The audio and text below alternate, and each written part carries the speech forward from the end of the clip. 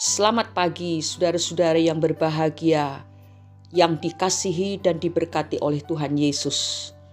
Hari ini Minggu 28 Agustus 2022. Mari kita siapkan hati kita untuk menerima renungan firman Tuhan yang berjudul Orang yang Jarang Diperhitungkan. Bacaan firman Tuhan hari ini diambil dari kitab Yosua, pasal 1 ayat 1 sampai 9. Yang akan kita baca sekarang adalah Injil Markus pasal 10 ayat 44, demikian bunyinya. Dan barang siapa ingin menjadi yang terkemuka di antara kamu, hendaklah ia menjadi hamba untuk semuanya. Saudara-saudara, dalam Yosua pasal 1 ayat 1, inilah pertama kali disebutkan bahwa Tuhan berbicara kepada Yosua. Meski telah lama mengikut Musa, bukan berarti Yosua memiliki kesempatan yang sama seperti Musa yang dapat mendengar dan berbicara secara langsung dengan Tuhan. Selain itu, tidak seperti Musa. Nama Yosua pun jarang sekali disebutkan di dalam kitab Taurat. Pertama kali namanya disebutkan adalah di dalam Keluaran 17, di mana Yosua berperan besar dalam peperangan, yakni sebagai pemimpin perang melawan orang Amalek. Meskipun begitu, tetap saja yang menjadi tajuk utamanya adalah Musa yang mengangkat tangannya untuk bersyafaat bagi Israel. Kisah lain yang diketahui mengenai Yosua adalah perannya bersama Kaleb sebagai dua pengintai yang beriman. Selebihnya semasa Musa masih hidup, Yosua lebih dikenal sebagai abdi yang selalu mengikuti Musa. Tetapi hal ini tidak membuat Yosua berkecil hati. Ia justru mengerjakan tugasnya dengan baik dan tulus hati. Ketulusan hati Yosua ini disebabkan karena ia mengikut Tuhan dengan sepenuh hatinya, sehingga ia juga melayani Musa sebagai abdi yang setia dan bersungguh-sungguh hati. Bilangan 32 ayat 12. Seperti ini bunyinya. Kecuali Kaleb bin Yefune orang Kenas itu dan Yosua bin Nun, sebab keduanya mengikut Tuhan dengan sepenuh hatinya. Saudara-saudara, sebenarnya memang tidak banyak orang yang bersedia berada di urutan kedua, yang hanya menjadi ekor dan bukannya kepala, atau menjadi bayang-bayang orang lain. Ini tidak hanya terjadi di dalam dunia kerja, tetapi juga dalam pelayanan rohani. Mungkin saat ini ada di antara kita yang merasa namanya sangat jarang disebut, meski telah berperan besar dalam suatu hal. Atau mungkin apa yang telah dilakukan jarang diperhatikan atau diakui oleh orang lain. Lalu kita pun terus merasa menjadi bayang-bayang dari partner kerja atau partner pelayanan dan masih banyak hal lainnya. Tetapi hari ini kita dapat belajar dari Yosua, seorang yang setia, rendah hati, serta tulus melakukan segala sesuatu yang merupakan bagiannya. Dengan membaca dan merenungkan kisah Yosua, seharusnya kita tidak perlu berkecil hati lagi.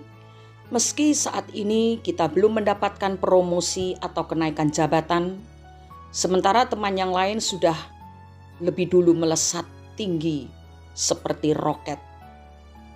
Begitupun bila saat ini kita melayani di bagian pelayanan dalam pekerjaan Tuhan yang sering dianggap kecil oleh orang lain. Tidak pernah tampil sebagai pemimpin, entah itu pemimpin pujian dan penyembahan, pemimpin musik, atau yang lain. Tidak pernah tampil di depan banyak orang. Pekerjaannya hanya di belakang layar. Atau hal-hal yang sangat sepele, tidak memerlukan kepandaian atau keahlian dalam sesuatu hal. Kita tidak perlu kecewa. Karena meski terkesan pelayanan yang kita lakukan tidak diperhitungkan, bukan berarti yang kita lakukan itu tidak berguna. Bisa saja hal-hal yang menjadi tanggung jawab kita saat ini adalah bekal yang sedang Tuhan persiapkan bagi kita untuk hal-hal yang lebih besar di masa-masa yang akan datang. Yang bisa jadi dan sangat mungkin tidak pernah terpikirkan oleh kita. Kita akan membaca satu ayat di dalam surat 1 Korintus pasal 2 ayat 9, demikian bunyinya. Tetapi seperti ada tertulis, apa yang tidak pernah dilihat oleh mata dan tidak pernah didengar oleh telinga dan yang tidak pernah timbul dalam hati manusia, semua itu disediakan Allah untuk mereka yang mengasihi Dia.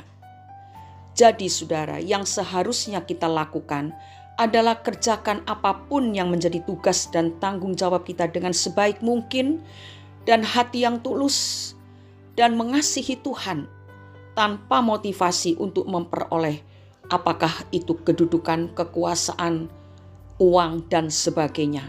Karena semuanya itu adalah bonus, bukan fokus kita. Fokus kita adalah untuk menyenangkan hati Tuhan, mengasihi Dia, karena Tuhanlah yang akan memberikan berkat-berkat yang luar biasa kepada setiap orang yang mengasihi dan setia dengan tulus hati kepadanya.